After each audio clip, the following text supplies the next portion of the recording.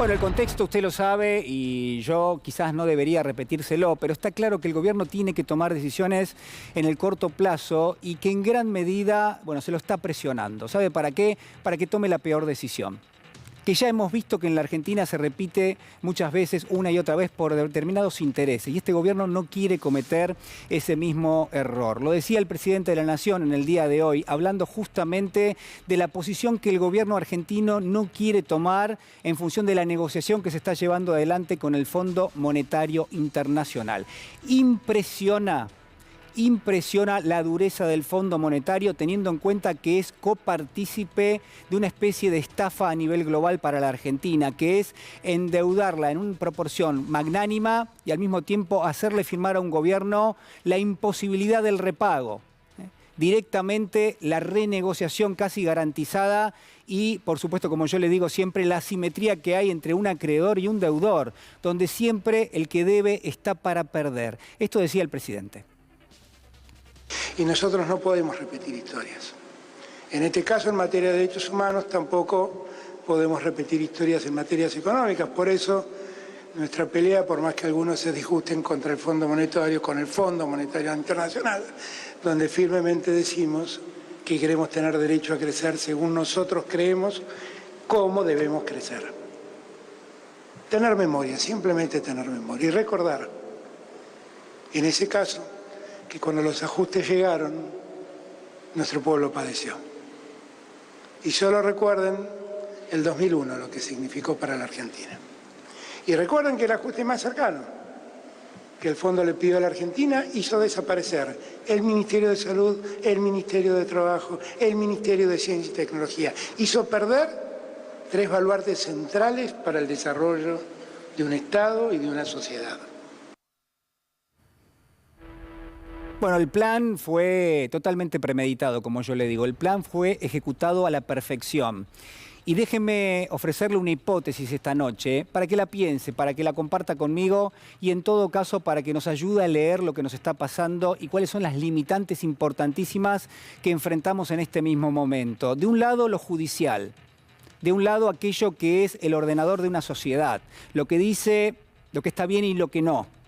Y en función de las decisiones que toma un gobierno, la relación entre los poderes que conforman la democracia. Y lo que quiero proponerle del lado judicial es que el gobierno del expresidente Macri rompió un pacto que se había sellado en el año 1983 con el gobierno de Raúl Alfonsín, que era el pacto de carácter democrático, que era un acuerdo social que todos tenemos, donde los poderes de la democracia, los poderes que garantizan el Estado de Derecho, que nos garantizan justamente los derechos que tenemos todos en sociedad, habían quedado, uno creía, definidos de antemano, a partir del horror de la noche oscura que significó la última dictadura cívico-militar. Y sin embargo, nos encontramos con sorpresas, nos encontramos con determinado tipo de decisiones que empezaban a mostrar, creo yo, la matriz de lo que terminó siendo realmente una especie de detractor permanente de los derechos en función de la sociedad, pero sobre todas las cosas que rompió, que vulneró una y otra vez esta especie de pacto democrático. Del otro lado está la economía, del otro lado está el plan económico que se puso en marcha, donde también uno podría pensar que se rompió allí un pacto democrático. ¿Sabe qué? Lo más importante, analizarlo en un contexto, en una línea histórica, para ver cómo se fueron sucediendo las decisiones que tomó el expresidente Macri, y usted va a compartir conmigo que esto fue realmente lo que sucedió. Fíjese, una de las primeras medidas que tomó el expresidente Macri, estamos haciendo historia, pero de esto hablaba recién el presidente de la Nación, Alberto Fernández, mirar la historia, mirar aquello que realmente ha conspirado contra el desarrollo, ha conspirado directamente contra la reproducción de las condiciones básicas de la vida en la Argentina, de los argentinos de menores recursos, de todos los argentinos en general. La primera de las medidas que toma el gobierno del expresidente Macri en términos de contundencia del lado judicial. Macri nombra por decreto 2 jueces de la Corte Suprema de Argentina. Sorprendió rápidamente esta decisión, pero si usted se fija la fecha, fíjese, 15 de diciembre del año 2015. 15 de diciembre, apenas había asumido hace apenas algunos días nada más, 5 días, y ya toma esta decisión que, por supuesto, generó muchísima polémica. La polémica de designación provoca el rechazo del kirchnerismo y de juristas de prestigio Y está claro que esto lo que desnudaba era una intencionalidad. Uno podía pensar, bueno, había una preocupación real en términos de cómo se iba a componer la Corte Suprema. ¿Quería el macrismo garantizar, en todo caso, la imparcialidad a la hora de la decisión del máximo tribunal, o en todo caso lo que buscaba era favorecerse eventualmente después y tener una especie de reaseguro permanente en el máximo tribunal? Otra decisión que tomó, vamos a compartir la fecha también, bueno, a ver si podemos ver la siguiente, señor director, porque me parece que prácticamente ahí está, 29 del 12, habían pasado algunos días nada más. Macri transfirió las escuchas telefónicas a la Corte Suprema con un DNU. El presidente Mauricio Macri dispuso a través de un decreto de necesidad y urgencia que el Departamento de Intercepción y Captación de Comunicaciones, también conocido entre los servicios de inteligencia como J, sea transferido del Ministerio Público Fiscal, que era donde estaba, a cargo de la fiscal Gil Carbó, a la Corte Suprema de Justicia.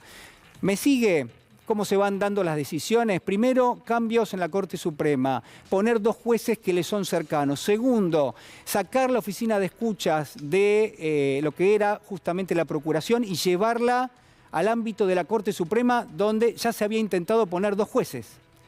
Este fue otro de los movimientos, pero además déjeme agregarle uno más que vamos a ver ahora y que va a completar un poco todo este marco. En el año 2016, en junio, pero retrospectivo, porque obviamente hace referencia a eso, dice: todo el presupuesto de la AFI ahora es secreto. El gobierno lo dispuso al modificar un decreto del año pasado, son 1.450 millones de pesos.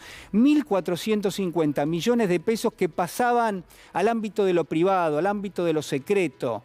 ¿Para qué iba a utilizar la AFI cada uno de los recursos? Hasta ese momento era público, a partir de ese momento comenzaba a ser totalmente reservado. 2 jueces en la Corte, trasladar la oficina de escuchas al ámbito de la Corte y por otro lado darle un presupuesto reservado que no iba a rendir cuentas en ningún momento a la propia AFI que ya funcionaba en el ámbito de la Corte Suprema de Justicia. Fíjese cómo la matriz que preparó el macrismo para afrontar el gobierno, pero claramente para llevar adelante la persecución política que terminó disciplinando grandes sectores en términos del empresariado, de los sindicatos. Macri intervino 23 sindicatos a lo largo de su mandato. Y ya vimos cómo muchos de esas intervenciones se generaban a partir de denuncias falsas, a partir de lo que era este entramado que, por un lado, el capítulo de la Gestapo antisindical empezó a desnudar cómo funcionaba, con qué cronología, quiénes eran partícipes necesarios justamente de todas estas definiciones. Ahora, déjeme pasarlo al ámbito de lo económico, porque usted va a decir, bueno, esto en lo judicial, mire, casi que estaba advertido. Pero claro, si uno lo pone en el lado económico, y mucho de eso tiene que ver con la negociación con el fondo que estamos atravesando en este momento, usted se va a sorprender. La primera de las decisiones que tomó, hay muchas más, pero a ver, una amplia selección y rápida al mismo tiempo. La primera, 17 de diciembre del 2015. 17 de diciembre del 2015, decisión, el gobierno elimina el cepo y anticipa una devaluación del orden del 40%. Se podrá comprar sin intervención de la AFIP hasta 2 millones al mes, hasta 2 millones de dólares al mes. Y las empresas no tendrán trabas para pagar nuevas importaciones o girar ganancias. Tampoco habrá limitaciones para exportar. El desafío es contener el traslado a precios. Eliminan el cepo. Una devaluación del orden del 40% era la propuesta. Esto generó un impacto en términos inflacionarios enorme, pero además desreguló lo que se llama la cuenta capital, que es la del ingreso y egreso de dólares al país. Y ahí empezaba uno a notar que había una especie de intencionalidad de abrir plenamente el frente financiero y de volver a lo que uno podría considerar que iba a ser un mandato conservador, un mandato como ya había ocurrido en la Argentina. Un plan económico que se le iba a parecer mucho al que había empleado la última dictadura cívico-militar, donde se iba a desregular totalmente el frente financiero y donde claramente, en función de la historia argentina, esto iba a generar un impacto enorme que no se sabía cómo se iba a financiar.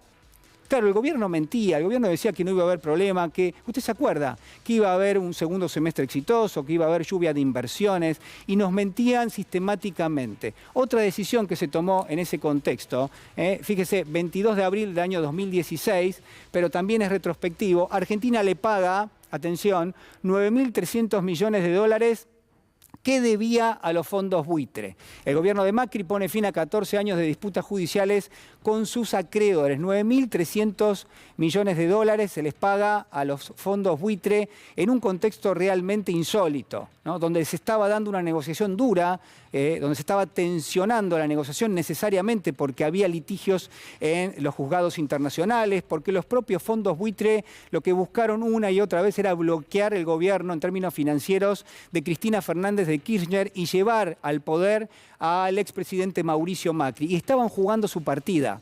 Y claro, cuando Macri llegó al poder, pagó y tuvo que pagar en efectivo. Y de esta manera, de esta forma, no solamente desregulando la cuenta capital, es como se empezaban a ir los dólares de la Argentina, dólares que por otro lado iban siendo tomados por deuda con fondos de inversión, por deuda con algún tipo de banco de inversión del exterior, donde viajaban los funcionarios de aquí, el presidente del Banco Central, el secretario de Finanzas, para ofrecer millones de dólares en títulos de renta y pagar tasas exorbitantes. Este era el plan sistemático que se iba a poner en marcha. Además, otras decisiones, hay muchísimas, mire, uno se cansa de encontrar.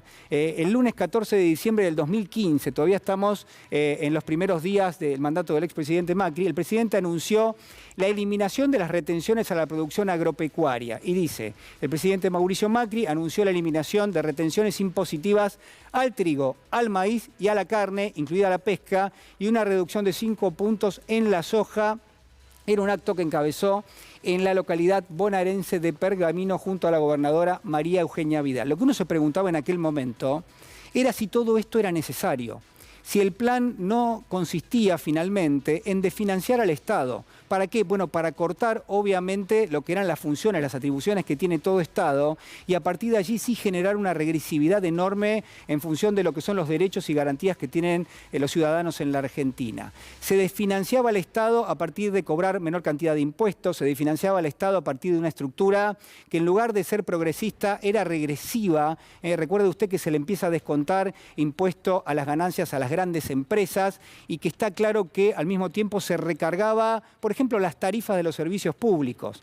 8 de septiembre del año 2016, Mauricio Macri reabre las importaciones y golpea a la industria. Argentina busca el déficit equilibrio entre abaratar los precios y mantener los puestos de trabajo. Claro, ¿cuál era el argumento? El argumento era, abrimos las importaciones y la inflación va a bajar. ¿Por qué? Porque los precios que vienen del exterior van a competir con la industria local y eso va a hacer que se aplaquen los precios. Bueno, por supuesto no sucedió, porque obviamente había una especie de discrecionalidad a la hora de decidir eso, pero además lo que terminó pasando fue que los dólares no solo se iban por el pago a los fondos buitre, no solo se iban también por el brutal endeudamiento que después se transformaba finalmente en una fuga que totalizó 100.000 millones de dólares, sino que además también se iban por el pago de importaciones porque se desregulaba justamente esa cuenta externa.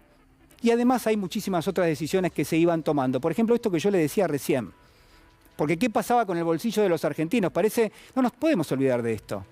Luz, gas, agua y transporte. Mauricio Macri admitió una suba de tarifas del 1000%. La fecha es en el año 2018, pero claro, está haciendo una revisión de lo que pasó hasta ese momento.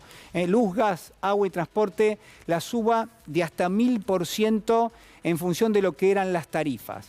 Y entonces la pregunta que subyace a todo esto, y quizás trazando cierto paralelismo, es, ¿no había un plan premeditado para aplicar sistemáticamente y generar lo que en definitiva terminó pasando en la Argentina?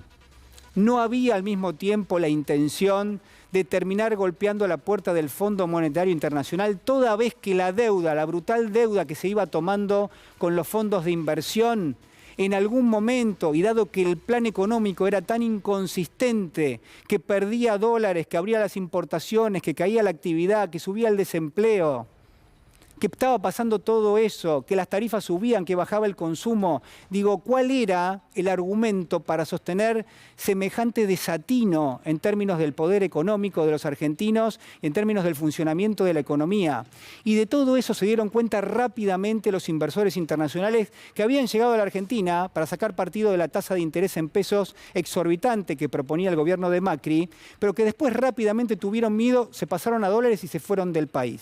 Cuando el gobierno de Mauricio Macri vio eso, dijo, la única oportunidad que tenemos para pagarle a esos fondos para no cancelarles la deuda, para no entrar en un default directamente con esos organismos, era directamente pedirle al Fondo Monetario una asistencia. Y el Fondo Monetario históricamente siempre ha hecho lo mismo. Siempre ha asistido a los países para que estos a su vez paguen las deudas, principalmente a empresas estadounidenses, pero después a los grandes fondos de inversión, y eso no genera un default masivo entre las compañías que tienen bandera estadounidense.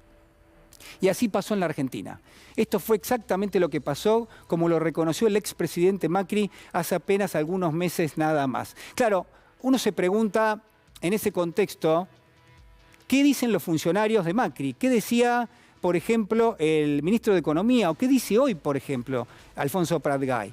Uno podría pensar, bueno, quizás reconoce parte de sus errores, quizás de alguna manera reconoce que ninguna variable de la economía funcionó, e incluso el agravante terrible de haber pasado por encima, yo le diría, el acuerdo democrático en función de lo que fue el disciplinamiento a través de la persecución política. Pero sin embargo uno se encuentra con esto que le voy a mostrar ahora. Se encuentra directamente con la chicana, se encuentra con la desmemoria. Alfonso Prat-Gay diciendo, Cristina Fernández de Kirchner saqueó el Banco Central, robó ahorros en las AFJP y años de coparticipación a las provincias, fundió el Estado Nacional, transformando el superávit en déficit, aumentando la deuda en 129.000 millones. Claro, es el cinismo absoluto. Es el cinismo absoluto. La deuda en dólares pasó durante el gobierno de Macri de ser el 36% del total del Producto Bruto a más del 72%. Es decir, duplicó la cantidad de dólares que se necesitaban para repagar en términos de la deuda y achicó el motor que sirve para generarlos, como es la economía. El cinismo campea a sus anchas, señoras y señores, y es momento de hacer algo de memoria. Vamos a